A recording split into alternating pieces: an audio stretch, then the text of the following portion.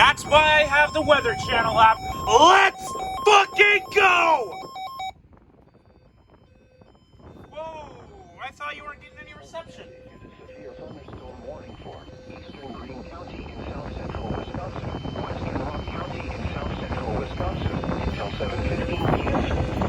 At 6:35 p.m., severe thunderstorms were located along a line extending from near Albany to near Broadhead to 7 miles northwest of Lake Somerset, moving north at 15 miles an hour.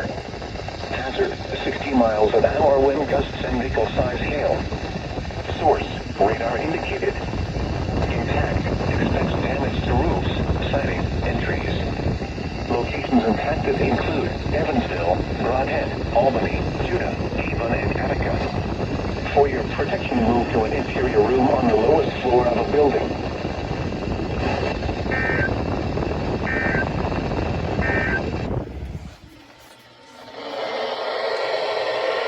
Whoa. Yeah, maybe this is why. Maybe this is why I'm not getting any reception. My new PC I built in January of this year.